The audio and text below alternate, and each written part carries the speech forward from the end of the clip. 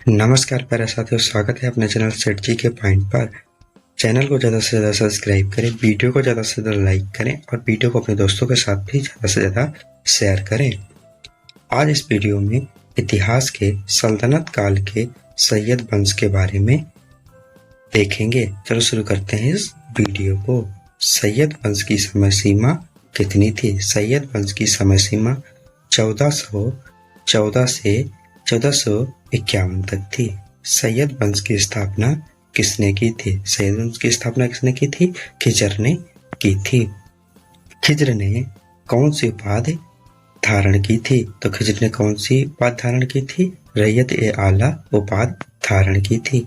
तैमूर के आक्रमण के बाद भारत में किस वंश की स्थापना हुई थी? तो किस वंश की स्थापना हुई थी? सैयद वंश की स्थापना हुई थी। तैमूर कौन था? तैमूर कौन था? खिज्र का सेनापति था। मुबारकाबाद की स्थापना किसने की थी? मुबारकाबाद की स्थापना किसने की थी? खिज्र खां के पुत्र ने की थी। इस वंश का अंतिम शासक कौन था? इस वंश का अंतिम शासक कौन था? अलाउद्दीन आलम शाह था। लोधी वंश। लोधी वंश की समय सीमा कितनी थी? लोधी वंश की समय सीमा 1451 से 1526 ईस्वी तक थी। इस वंश की स्थापना किसने की थी? इस वंश की स्थापना बहलोल लोधी ने की थी। काजी की उपाधि किसने धारण की थी? काजी की उपाधि किसने धारण की थी? बहलोल लोधी ने की थी। दिल्ली पर प्रथम अफगान राज्य की स्थापना किसने की थी? तो किसने की थी? बहलोल लोधी ने की थी।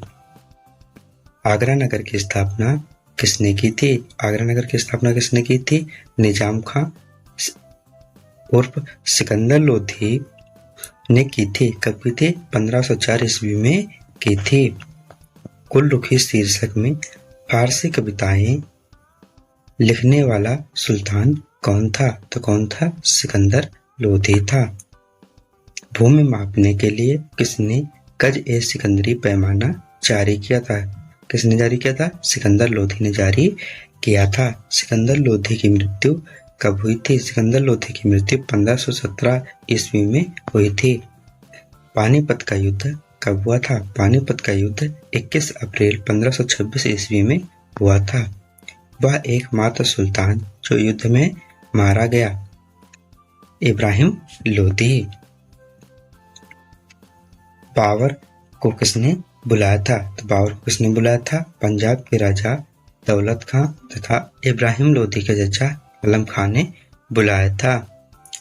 इस वंश का अंतिम शासक कौन था? इस वंश का अंतिम शासक इब्राहिम लोधी था। लाख बख्शी किसकी उपाधि थी? लाख बख्शी किसकी उपाधि थी? कुतुबुद्दीन ऐबक की थी। वह शासक कौन था जो टोपी सीकर अपना जीवन निर्वाह करता था? कौन था? नसरुद्दीन महमूद था। भारत का तोता किसे कहा जाता है? तो भारत का तोता किसे कहा जाता है? अमीर खुसरो को भारत का तोता कहा जाता है।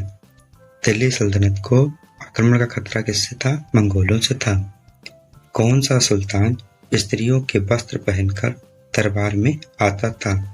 तो कौन था? मुबारक खिलजी था। अकबर के समय तक विनिमय का माध्यम रही। तो बहलोल लोधी की मुद्राएं अकबर के समय तक विनिमय का माध्यम रही। इस सुल्तान ने पहले हजरत आला बाद में सुल्तान की उपाधि अपनाई थी। तो किसने अपनाई थी? बहलोल लोधी ने अपनाई थी। किसके शासनकाल में गुरु नानक देव ने सिख धर्म की स्थापना की थी? तो किसके समय में स्थापना की थी? सिकंदर लोधी के समय में। जिसने अरब, फारस एवं मध्य एशिया से विद्वानों को आमंत्रित किया था। तो किसने किया था? सिकंदर लोधी ने किया था। इसे अपनी राजधानी आगरा को किसने स्थानांतरित किया था? तो किसने किया था? सिकंदर लोधी ने किया था।